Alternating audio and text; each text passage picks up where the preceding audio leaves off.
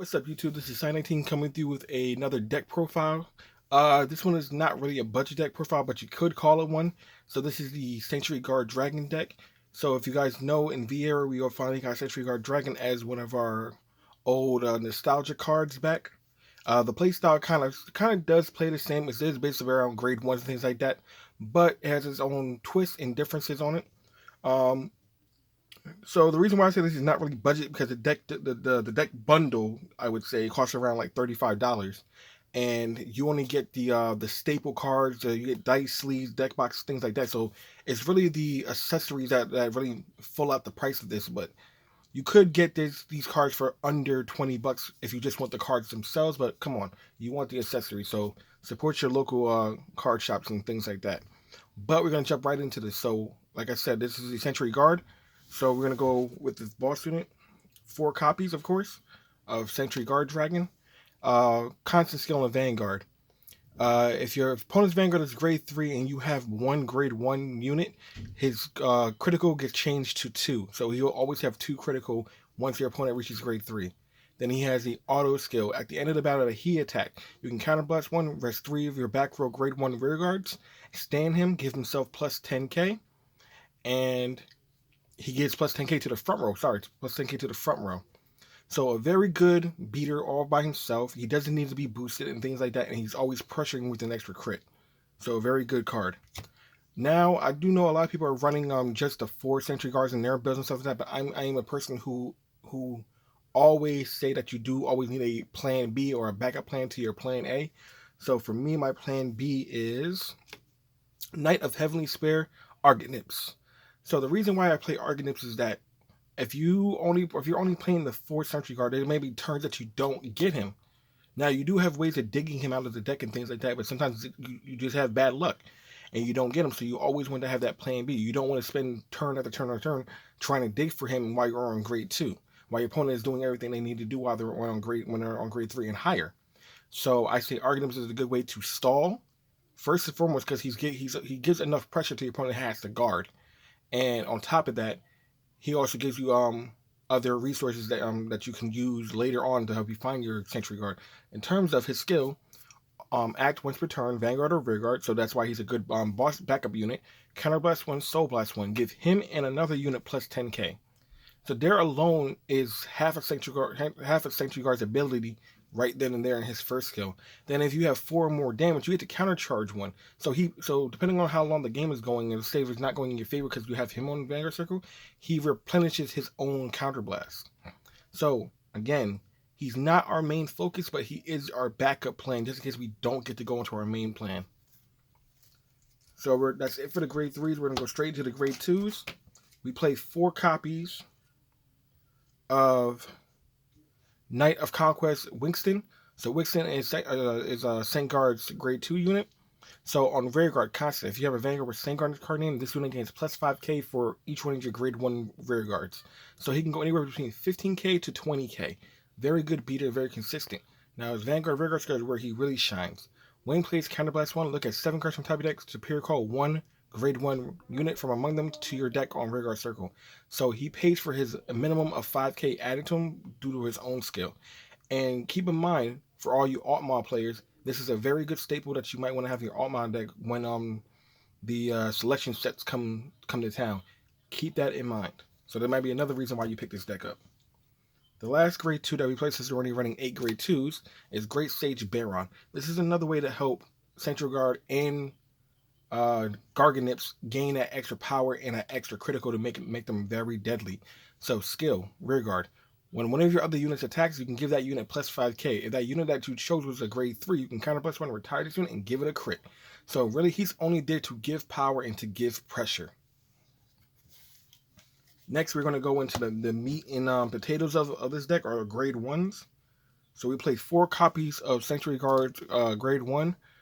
Unbeatable Inventive Knight Brilazar. I murdered that name. So skill, one place on Vanguard Circle. Mind you, not Vanguard Rigor, Vanguard Circle. Check top 7 for a Wingston or a Century Guard Dragon and add it to your hand. So he searches for your grade 2 and your grade 3. Then he has a Rearguard skill. When your unit with Century Guard in its card name attacks, once per turn, Once returned due to this card's name, you can give that unit plus 10k power. And if you have no face-up damage, you can countercharge 1. This unit can only be used by this effect can only be used by this unit with this card name once per turn. So it's a hard name once per turn. Sorry, trying to run it off a little bit fast. We play one grade 3 searcher. We have plenty of ways of finding him.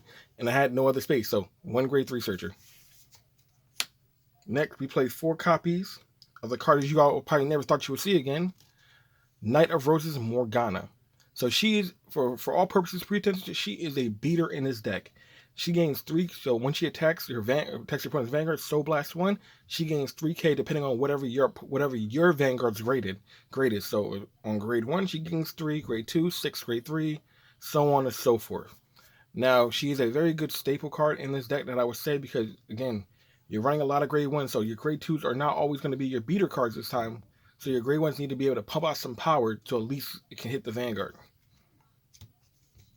Next, we play what I believe is a staple card, which was a staple card in the original Sanctuary Guard deck. Just, he has the same name, just a new style of play.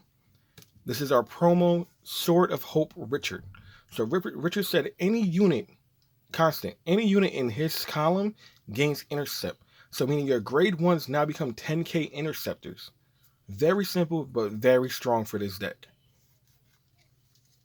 Our last grade 1 we play is Argo Angel. Very simple skill again. If you have 5 or more units, he gains 15. So he can be a 20k attacker or a 20k booster. Well, depending on if you're not going into Sanctuary Guard, he can be a 20k booster, but more effectively, he's going to be a 20k attacker.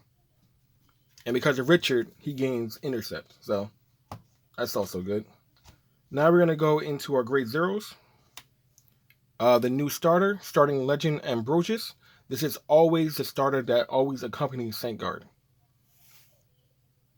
Next, we play 6 Crick. We're playing 2 of the Sentinel and 4 of the Vanilla.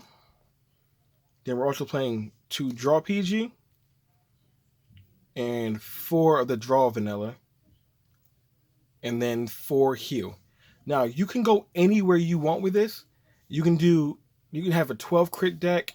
You can do what I did with split up. You can even go 12 Draw. Or you can go 4 Crit, 4 Draw PG. Or you can even go 4 Sentinel Crit and 4 just normal draw. So this deck gives you much flexibility to do really whatever you want to do with your trigger lineup.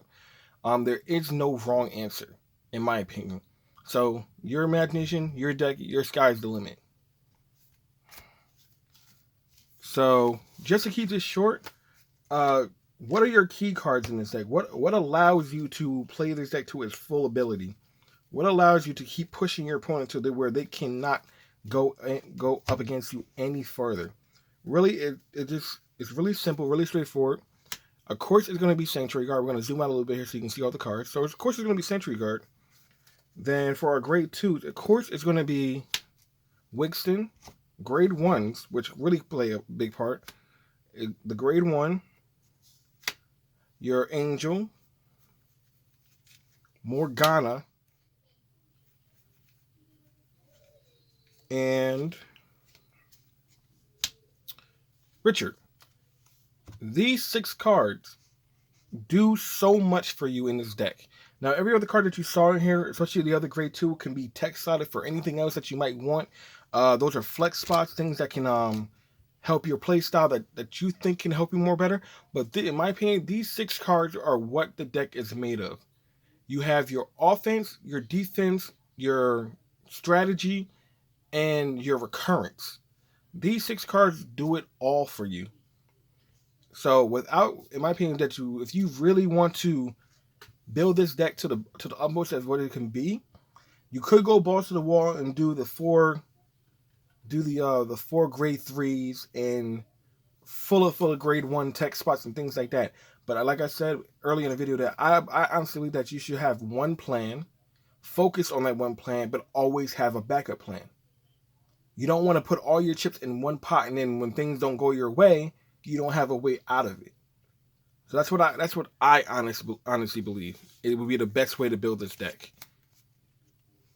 Straightforward, but also flexible. Rigid but flexible.